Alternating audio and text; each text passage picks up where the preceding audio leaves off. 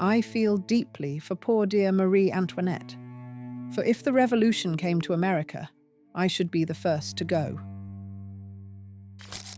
Grace Vanderbilt said that to a room full of dinner guests. She was not joking. She believed, with absolute sincerity, that she occupied the same position in American life that the French Queen had occupied in hers, and that the same dangers applied. What makes her worth spending time on, at least for me, is the gap between where she started and where she ended up. The Vanderbilt family fought her marriage with everything they had. The patriarch fought his own son over it. When that failed, he rewrote his will. Grace Wilson was supposed to be a cautionary tale, the ambitious outsider who overreached and paid for it. She did not cooperate with that version of events. Over the next half-century, Grace turned the family that rejected her into a stage for her own ambitions. She hosted every British monarch from Edward VII to George VI. The Kaiser's brother attended only one private dinner during his entire American tour, and Grace was the hostess. She wore $1 million worth of diamonds to the Metropolitan Opera and expected people to stand when she entered the room. Society gave her a nickname for the way she collected European royalty. They called her the Kingfisher. By the time she died in 1953, the mansions were rubble. The fortune had been divided and subdivided into irrelevance. The name Vanderbilt, which had once meant something close to royalty in America, had become a souvenir. And Grace was blind and bedridden in a 28-room house she called the gardener's cottage, asking whoever sat beside her to take her on imaginary drives through a Newport that no longer existed. "There is a sparkle on the water today," the companion would say. "There is Mr. So-and-so bowing to you."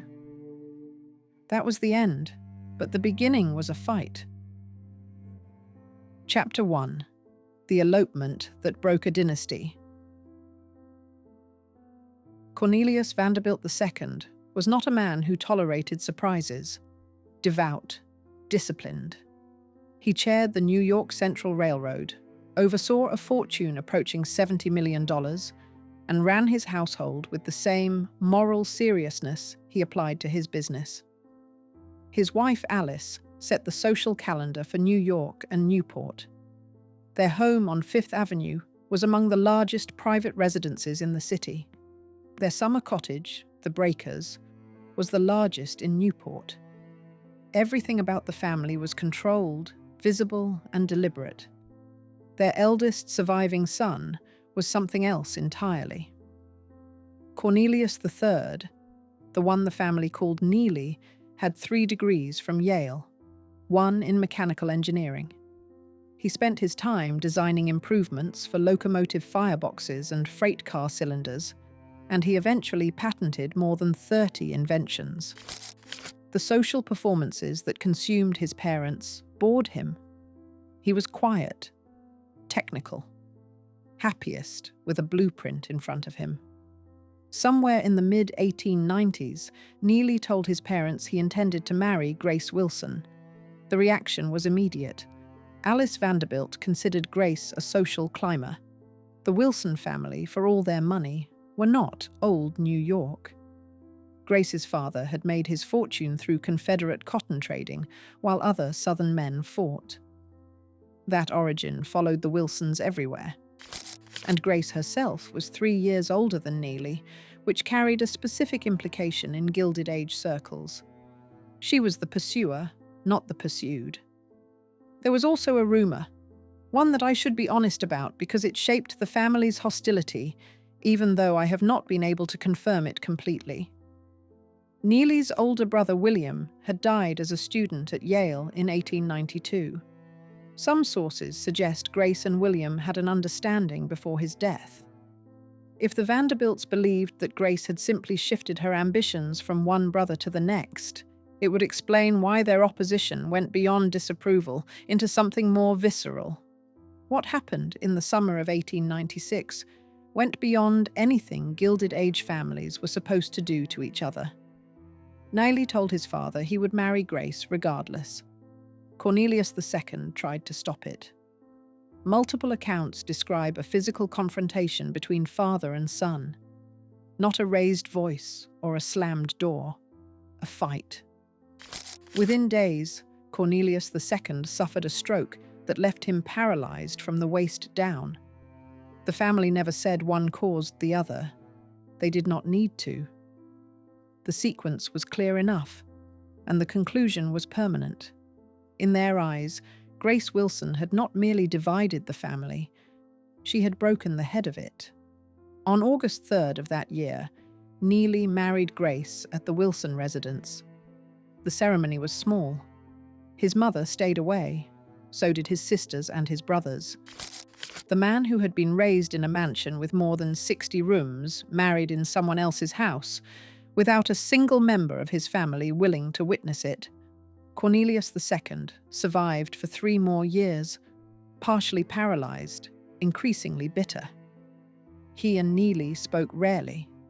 When he finally died in September of 1899, the will he left behind would make clear just how permanent the punishment was.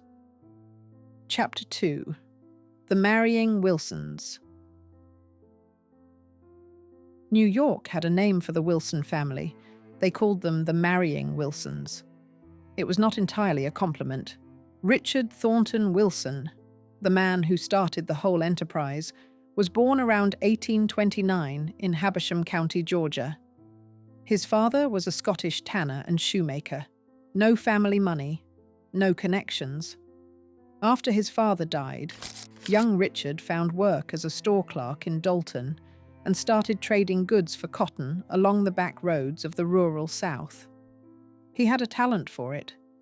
Enough of a talent that when the Civil War broke out, the Confederate government appointed him Commissary General and sent him to London to sell cotton on their behalf.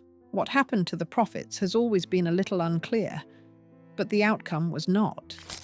Richard Wilson came out of the war considerably richer than he went in. While other Southern families were ruined by the conflict, Wilson used it. After the war, he moved his wife Melissa and their children to New York and reinvented himself as a banker and railroad investor. The firm of R.T. Wilson and Company dealt in railroad securities and commodity trading. By the time he died in 1910, his estate was valued at over $16 million. Serious money by any measure. But it was not Vanderbilt money, and it was not old. That second part was the problem. In Gilded Age New York, how you made your wealth carried almost as much weight as how much you had. The old Knickerbocker families, the ones whose fortunes traced back to Dutch land grants and colonial trade, treated newcomers with suspicion at best. A man who had profited from wartime speculation was barely tolerable. His children would need to find another way in. They did, one wedding at a time. The oldest daughter, Mary, married Ogden Goelet, heir to one of the largest real estate empires in America. The Goelets built Ochre Court in Newport, a home second in size only to the Breakers. That was the first door opened. Then Orm, the eldest son, landed what might have been the most consequential match of them all. He married Caroline Schermerhorn Astor.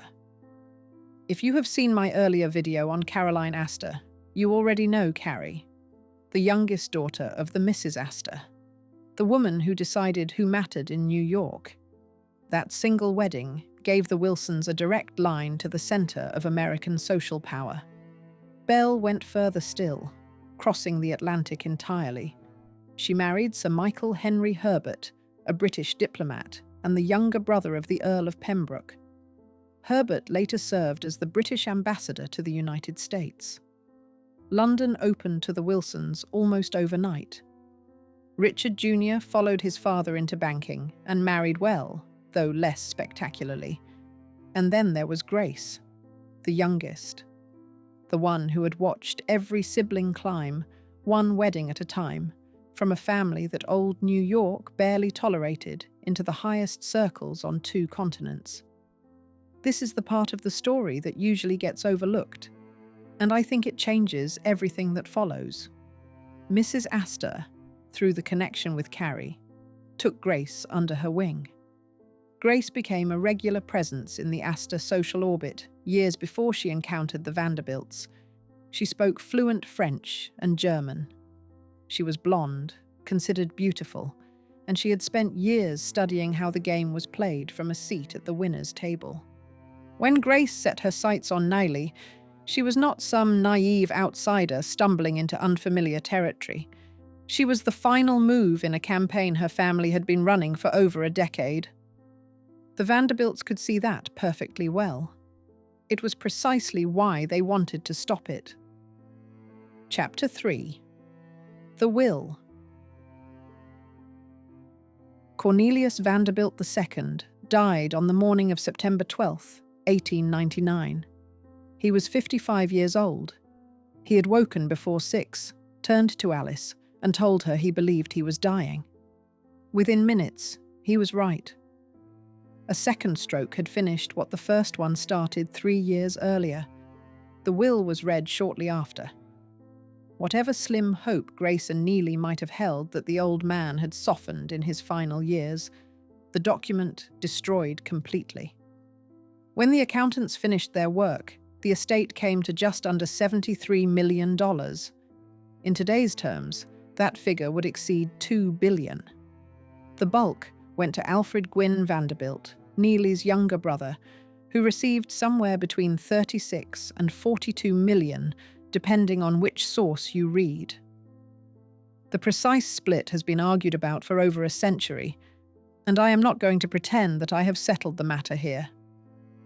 What is not argued about is what Neely received: $500,000 in cash, the income from a trust fund valued at $1 million. That was the full extent of it. His sister Gertrude, who had married Harry Payne Whitney without causing any family rupture, received a complete and equal share. So did Reginald. So did Gladys. The will singled out one child. Out of an estate that ranked among the largest in the country, the eldest surviving son walked away with less than 2%. The newspapers turned it into a national drama. The gap between Alfred's share and Neely's was reported in headlines from coast to coast. One obituary framed it with a bluntness that even Grace must have felt. The difference between the two brothers' inheritances, the paper wrote, was the precise measure of their father's disapproval of the marriage to Grace Wilson. Alfred, to his credit, tried to repair some of the damage. He transferred $6 million from his own share to Neely, enough to bring his older brother roughly in line with Reginald and Gladys. That was a decent act, and it should not be dismissed. But there is a difference between a brother handing you money because he feels the punishment was too harsh, and a father deciding you were worthy of it in the first place. The will stood as written. The verdict was permanent. And then there was Alice. Neely's mother had endorsed her husband's decision without reservation. After the funeral, she did not contact her son. No letters, no invitations to the homes Neely had grown up in, no acknowledgement of Grace whatsoever. Alice continued to run the family's social life from the mansion on 57th Street, kept the breakers in Newport operating for the summer season, and entertained as if nothing had changed. The only adjustment was that her eldest son and his wife simply did not exist in her world. This was not a silence that thawed gradually. Alice held it for 27 years. She did not speak to Neely again until 1926, when she was elderly and failing. By then, his children had been born, raised, and grown into adults without ever once sitting at their grandmother's table. 27 years. That is a commitment to anger that borders on its own kind of achievement. Grace and Neely settled into a townhouse at 677 Fifth Avenue.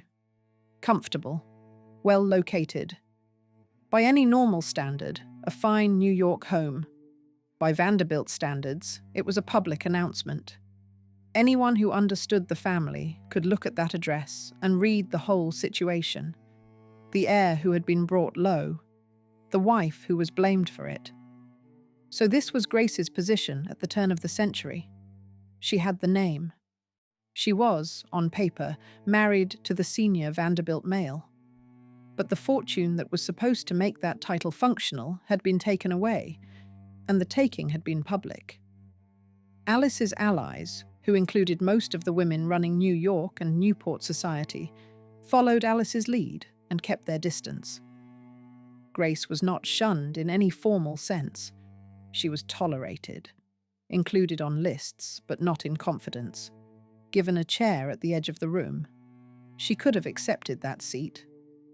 Lived quietly on what Neely had, stayed in the second tier, avoided provoking a family that had already demonstrated what it was willing to do. But quiet acceptance was not a skill the Wilsons had ever bothered to develop.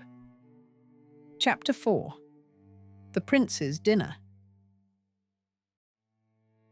Every significant hostess in New York wanted the same thing in the winter of 1902. Prince Henry of Prussia, younger brother of Kaiser Wilhelm II, was coming to America on a diplomatic tour. The visit had been front-page news for weeks. President Theodore Roosevelt would receive him at the White House. Alice Roosevelt was scheduled to christen the Kaiser's new racing yacht at a ceremony on Shooter's Island. Cities from Washington to St. Louis to Chicago were organizing official receptions, banquets, and military reviews. For a few weeks in late February and early March, Prince Henry was the most sought-after guest in the country. But in Grace's world, official functions were not the real contest. The question that consumed New York society was simpler and more vicious. Who would host the prince privately? An official reception meant the government chose you. A private dinner meant royalty chose you. And in the hierarchy Grace understood, that second thing carried far more weight. Grace got it. No other home in America received Prince Henry for a personal engagement during his stay. Not the Astors. Not any of the other Vanderbilt women who had spent years freezing Grace out. The woman the family had disinherited and the social establishment had grudgingly tolerated was the one the Prussian court selected. This did not happen by accident. Grace had spent years building relationships in European circles, particularly around the Kaiser's court. Her German was strong enough for that world, and she had built access that most American hostesses simply did not have. When the Kaiser's household needed a private dinner arranged in New York, Grace was already a known figure to them. The groundwork had been laid long before the invitation was ever extended. You have to admire the calculation. 3 years after the Vanderbilt will turned her into a public symbol of family disgrace, Grace executed a maneuver that placed her above every woman who had been looking down on her. She did not petition for acceptance from the people who had shut her out. She went around the entire American hierarchy and came back in through European royalty. That route had not occurred to anyone else, mostly because nobody else had spent the years in European courts that Grace had. The dinner shifted her standing within weeks. A woman who could draw Prussian royalty to her table on a personal basis was not someone the society columns could continue to treat as a footnote. The coverage changed. The tone changed. That summer, she pressed the advantage. Grace and Neely had been renting Beaulieu, a waterfront estate on Bellevue Avenue in Newport. The property had once belonged to John Jacob Astor III, and it sat in the heart of the stretch where the most powerful families in America spent their summers. Newport was not just a resort. It was a seasonal battlefield, and Beaulieu gave Grace the venue she needed. She used it. Grace brought the entire cast of a New York musical comedy called Wild Rose to Newport and had a temporary theatre built on the Beaulieu grounds to house the performances. She decorated the estate with thousands of American beauty roses, her signature flower, and added a full carnival midway to the production. The result was something Newport had never seen before. The New York Times reported that the event surpassed anything previously attempted there. It entered local history as the Fête des Roses. What stays with me about 1902 is how deliberately the two events were sequenced. A royal dinner in winter, aimed at the European audience. A Newport spectacle in summer, aimed at the American one. Two stages, two messages, both delivered within 6 months. Grace was 32. She was still technically a pariah within the Vanderbilt family, and she had just made herself impossible to ignore. That was the year she stopped asking for permission. Chapter 5. Kingfisher. If Grace Vanderbilt represented one theory of how to dominate New York society, Mamie Fish represented the opposite. Mrs. Stuyvesant Fish, born Marion Graves Anthon, was married to the president of the Illinois Central Railroad. She had the money and the pedigree. What she did not have was patience for the rituals that women like Grace treated as sacred. Fish served short dinners, sometimes under an hour, at a time when a proper meal lasted 3 or more. She invited improbable guests. She once hosted a formal dinner where the guest of honor was a monkey in evening clothes. Her wit was sharp and widely feared, and she considered the entire apparatus of Gilded Age entertaining to be an elaborate absurdity worth puncturing at every opportunity. After Mrs. Astor's health began to fail in the early 1900s, Fish was considered the most likely successor. The press loved her. She was unpredictable, quotable, and vivid in a way that old guard society was not. Grace offered nothing of the sort. Grace was methodical. Where Fish provoked and amused, Grace accumulated. What she accumulated specifically was royalty. After the Prince Henry dinner opened the European door in 1902, Grace spent the next decade filling her guest lists with crowned heads that no other American hostess could reach. The Belgian king and queen came to her table.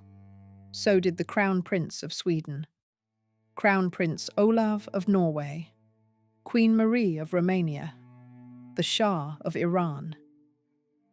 Over the course of her lifetime, every British monarch from Edward VII through George VI accepted her hospitality.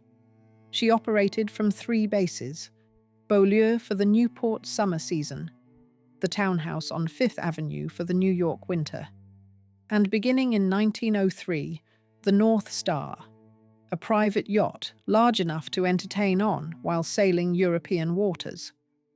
The yacht was not a pleasure cruise. It was a floating court. New York society had a name for this strategy. They called her the Kingfisher. It was coined as an insult. Grace wore it like a crown. It is easy to look at that guest list and see nothing but vanity. But that misses what Grace actually understood about power in her world. European royalty was the one form of status that American money could not purchase outright. You could buy a mansion, commission a yacht, fill a ballroom with orchids. You could not buy a king's decision to sit at your table. That required years of careful relationship building, fluency in the right languages, and a personal credibility that resisted shortcuts. Mrs. Astor had grasped this instinctively a generation earlier. Grace turned the instinct into a system. Fish could not follow her onto that ground. She had nerve and wit, but she did not have the European network, the languages, or the temperament for years of quiet diplomatic cultivation. By roughly 1915, the contest was settled. Fish still entertained. She was still feared at dinner parties, still talked about in the press. But she was no longer the alternative. Grace had taken the position. The Metropolitan Opera became the visible proof of what that position looked like in practice. Grace kept a box there, and she used it the way Mrs. Astor had used hers a generation before. During intermissions, she received visitors. Foreign diplomats, society figures, anyone who needed to be seen paying respects made the walk to her box.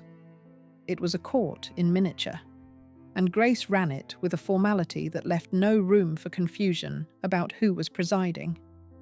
She attended openings well into her 80s. Even when she arrived by wheelchair near the end, the protocol held. People came to her.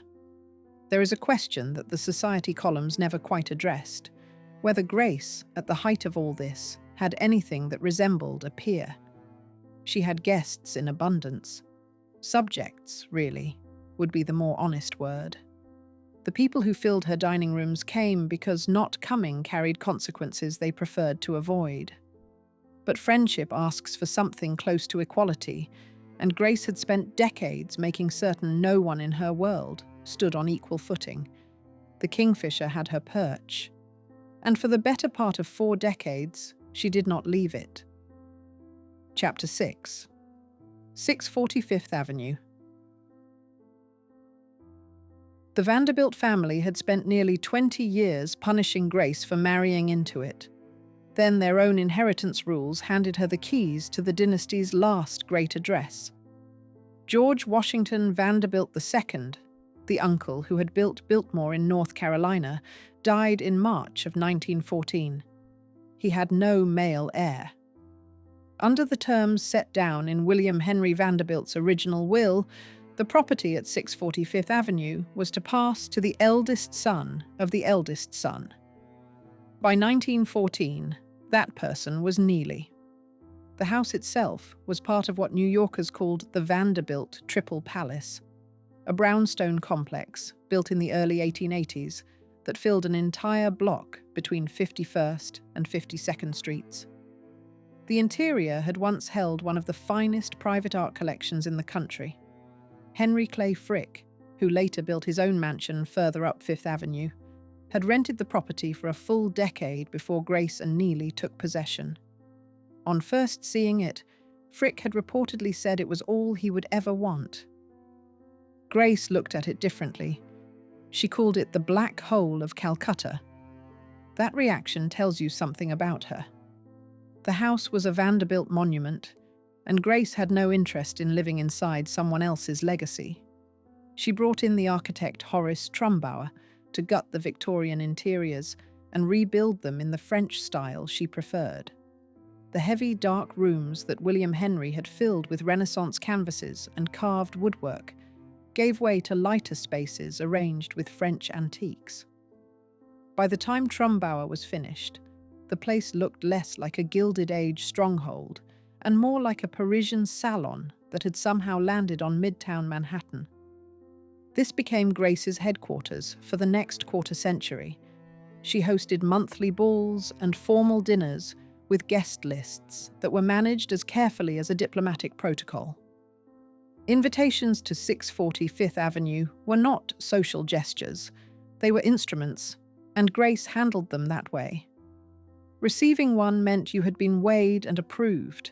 Not receiving one was its own kind of verdict. She entertained royalty and heads of state from this house for decades. Theodore Roosevelt and William Howard Taft reportedly reconciled their political differences at her dinner table, an event that gave Grace a somewhat inflated sense of herself as a mediator between powerful men. Her annual routine ran on a circuit that rarely varied. Winter in New York for the opera, early spring in Paris for the summer wardrobe, then the Riviera to visit her sister May at the Goelet Villa, Bad Nauheim for the cure, London for the social season, Scotland for grouse, Paris again for winter clothes, Hot Springs, Virginia for 6 weeks, and every summer, back to Beaulieu in Newport. Her personal style became as fixed as the calendar. She wore jeweled headache bands made in Paris, each one designed to match a specific gown, and they became her most recognizable feature. Her emeralds and diamonds were famous even in a circle that expected lavish display. She rode side saddle, never drank, never smoked. She kept a long succession of miniature pinchers, each one spoiled without apology. and she attended St. Thomas Episcopal Church rather than St. Bartholomew's, where the Vanderbilt family had invested heavily in the building. Even in her choice of pew, Grace insisted on distance from the clan. I suspect there is something both impressive and claustrophobic about the life that emerges from this period. Every detail controlled, each appearance measured. The rooms in the house arranged to project a specific version of Grace Vanderbilt. Whether that degree of management left any space for the person behind the performance, or whether the performance had consumed her by that point, is a question I cannot answer. Grace probably could not have answered it either. The balls continued through the 20s and into the 30s. The red carpet unrolled on Fifth Avenue. The guests arrived. The rituals held. Outside the door, the country was changing in ways that Grace either failed to notice or refused to accept. Inside 640 Fifth Avenue, it was always 1895. Chapter 7. The Children Who Wouldn't Obey. Cornelius Vanderbilt IV married 7 times. He had no children from any of the marriages. By the end of his life, he was living in Miami Beach, largely forgotten, having burned through whatever credibility and goodwill the Vanderbilt name still carried. His mother would have considered this an unspeakable humiliation, and in a way, she had helped set it in motion. Cornelius, called Neil by those close to him, was born in 1898 on Staten Island. Grace held firm views about what her children should become. She disapproved of college education for women. She disliked women who involved themselves in causes. A Vanderbilt son was expected to marry suitably, conduct himself within the family's orbit, and above all, protect the image that Grace had fought to establish over decades. Neil had no interest in any of it. Over the objections of both his parents, he enlisted in the American Expeditionary Force when the country entered the First World War in 1917. He served in France as a dispatch driver and came back with a taste for independence that alarmed both Grace and Neely. Rather than settling into the role his mother had imagined, he went into journalism. He launched the Los Angeles Illustrated Daily News, followed by papers in San Francisco and Miami. The ventures collapsed within 2.5 years, losing close to $6 million. His book, Farewell to Fifth Avenue, published in 1930, read as a deliberate rejection of the world his mother had spent her life building. Grace and Neely disinherited him. The grounds were not purely financial. The deeper offense was that Neil had chosen to work, visibly and publicly, in a field Grace considered beneath a Vanderbilt. Journalism meant tabloid associations. It meant his name appearing in print not as a society figure, but as a working reporter. For a woman who treated the family image as something close to sacred, her own son writing about it from the outside felt like betrayal. Neil kept going regardless. He interviewed Mussolini in 1926. He worked as an editor at the New York Daily Mirror. He styled himself as a voice for ordinary Americans, which must have been difficult for Grace to absorb. During the Second World War, he served in Army intelligence and earned a Distinguished Service citation. But his personal life never steadied.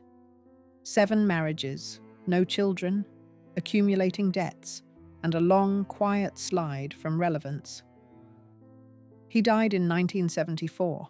The daughter, also named Grace, delivered a different kind of defiance.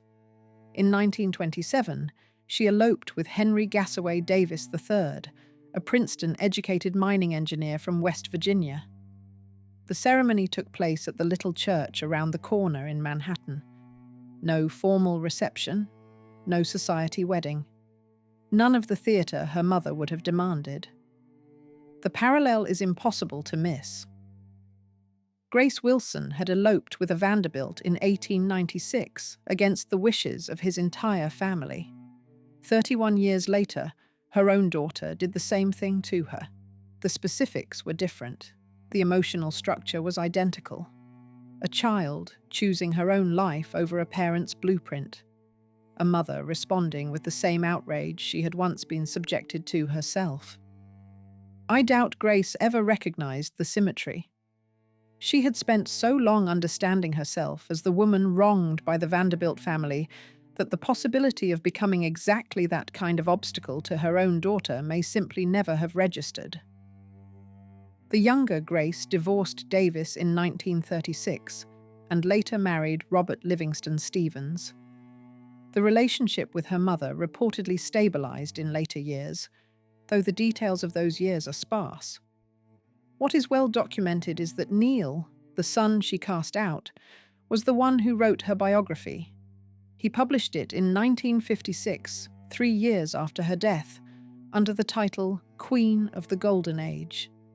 The son who had embarrassed her, defied her, and been financially erased from the family was the person who sat down and tried to tell her story. That is the kind of irony Grace herself would probably not have appreciated. Chapter 8.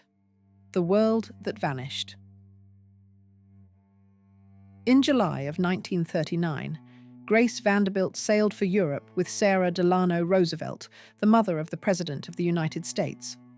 Their purpose, as Grace understood it, was to prevent the coming war.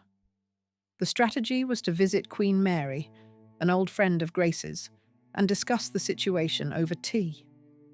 Grace believed that a conversation between the right women could alter the course of European diplomacy. You can laugh at that. You probably should. But the trip tells you where Grace's mind was at the end of the 30s. She still believed that the world she had built, the network of personal relationships between hostesses and crowned heads, carried genuine weight. She believed that a Vanderbilt and a queen, seated together, could stop what generals and politicians could not. The war came 8 weeks later. The disconnect had been growing for more than a decade. The First World War had already gutted the European aristocratic structure that Grace had spent 20 years building relationships with. Thrones collapsed. Empires broke apart. The Kaiser, whose brother had once dined privately with Grace, was living in exile in the Netherlands. The royal courts she had accessed so carefully were vanishing one by one. At home, the changes were just as deep. The 1920s brought a new version of American life that had little patience for Grace's rituals. Society's newest celebrities were film stars, aviators, and bootleggers, not hostesses with European connections.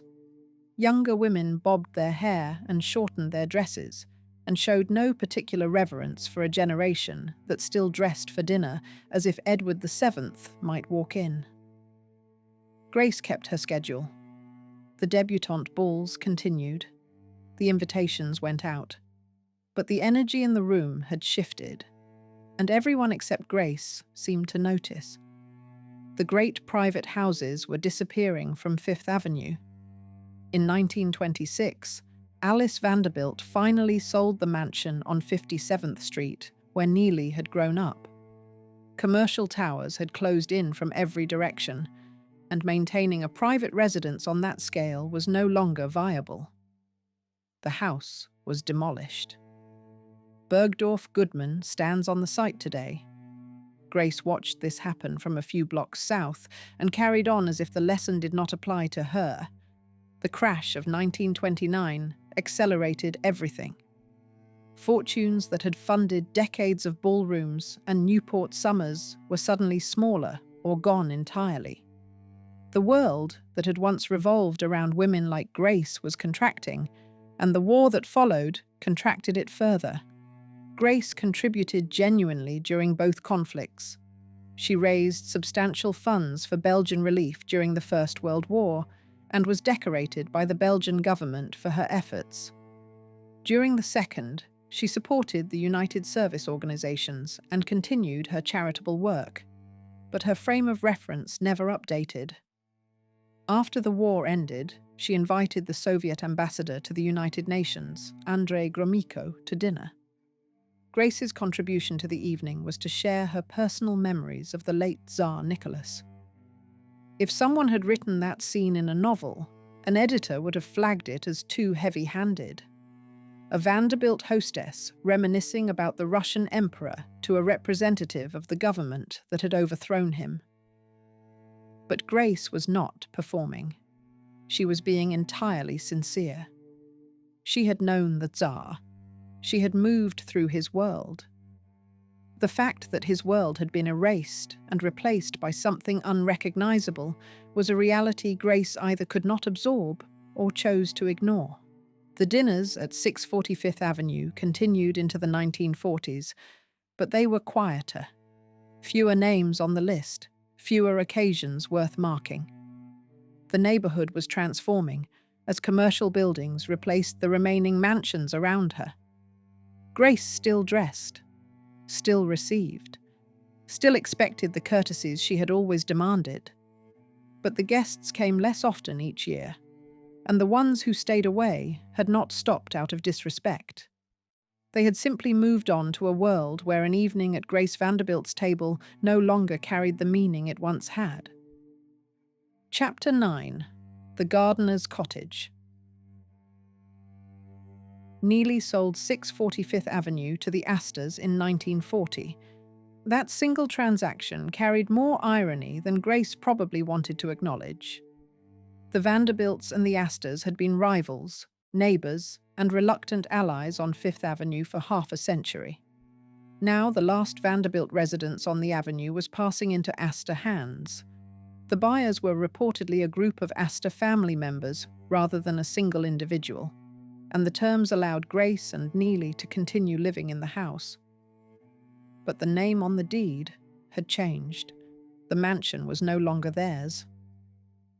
2 years later, on March 1st, 1942, Neely died aboard his yacht in Miami Beach.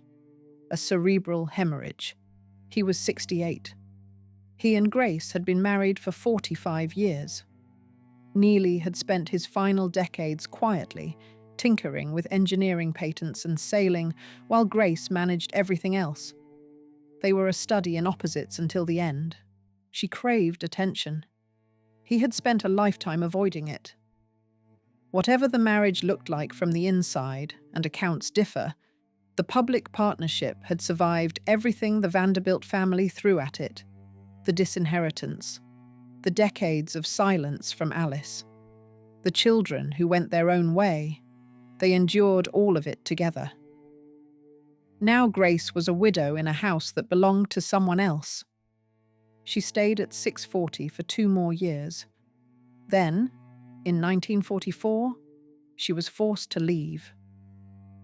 Grace moved to the William Starr Miller House at 1048 Fifth Avenue, a Beaux-Arts residence on the corner of 86th Street that had been built in 1914. It was not a small home by any standard. 28 rooms. But Grace called it the gardener's cottage, and she wanted everyone to know it. The nickname was not humility. It was theatre. Grace needed the world to measure the distance she had fallen, even if the fall was from a mansion of staggering size to a house most people would consider palatial. 18 servants still worked there. When visitors came, Grace would sometimes announce that she was entirely alone. The staff, it seemed, did not register. The building still stands. It houses the Neue Gallery today, a museum of early 20th century German and Austrian art.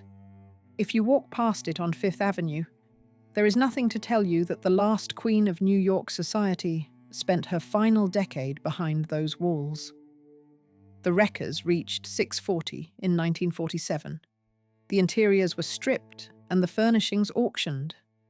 Paramount Pictures bought some of the fixtures. The Metropolitan Museum of Art claimed others. By early 1949, the building was gone. The block between 51st and 52nd Streets, which had held the Vanderbilt Triple Palace since the 1880s, was scraped clean for a commercial tower. I have spent some time trying to picture what that looked like from where Grace was sitting. A few dozen blocks north, in a house she considered beneath her, the physical evidence of everything she had built was being taken apart and sold to strangers. 30 years of monthly balls, formal dinners, and visiting royalty reduced to auction lots. Whether she went to the sale or only read about it, the meaning would have been unmistakable. Grace did not disappear from public life immediately. At the Metropolitan Opera, opening in the autumn of 1949, she arrived in a wheelchair.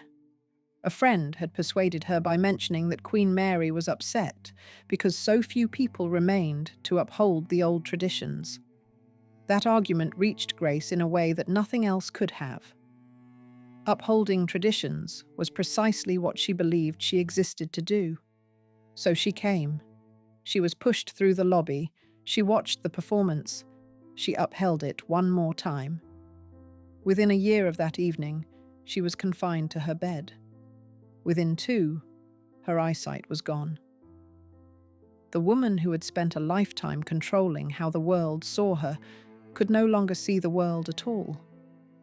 In her final years, Grace could not leave her bedroom at 1048 Fifth Avenue. Her sight was gone. The world she had spent decades arranging existed only in what she could remember, and the memories were growing less reliable with each passing month.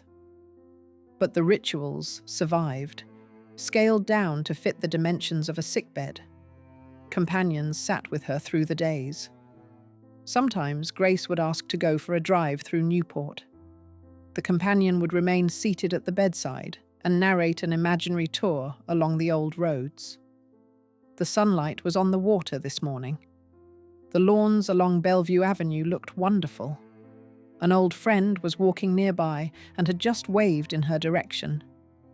Grace would listen and nod, and for a few minutes she was back inside the only world that had ever made sense to her. One of her servants, asked years later about what Grace had been like, offered an answer that no biographer has improved upon. She was quality, the servant said. That was the whole of it. She died on January 7th, 1953. Pneumonia. She was 82. The estate she left behind was valued at less than $2 million, divided equally between her son Cornelius and her daughter Grace. For a point of comparison, her father-in-law's estate in 1899 had been appraised at just under $73 million. Over the course of half a century, the Vanderbilt fortune, or what remained of Grace's portion of it, had all but disappeared. She was buried beside Neely in the Vanderbilt family mausoleum at Moravian Cemetery in New Dorp on Staten Island. The dynasty that had fought to keep her out took her back at the end. Whether that was acceptance, or simply the absence of anyone left to object, I will leave to you.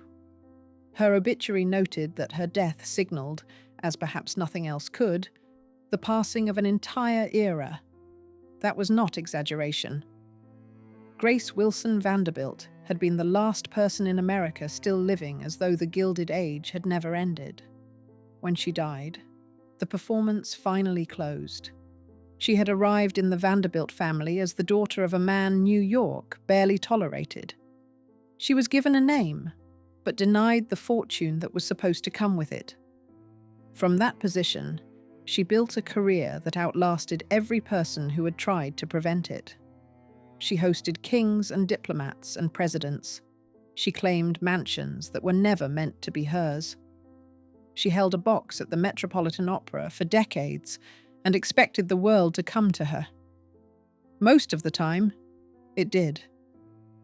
Whether all of that persistence was admirable or something closer to delusion depends on where you stand. Grace mastered a set of rules so completely that she could not accept when the game changed. The dinners grew quieter.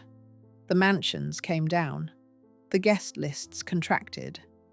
And Grace kept dressing for an evening that fewer and fewer people were attending. She had once compared herself to Marie Antoinette. In the end, the revolution did arrive. But it was not the kind she had imagined. There was no mob at the gates. The gates simply stopped mattering. The world did not overthrow Grace Vanderbilt. It moved on. And she, blind and immovable in the gardener's cottage, held court to the last.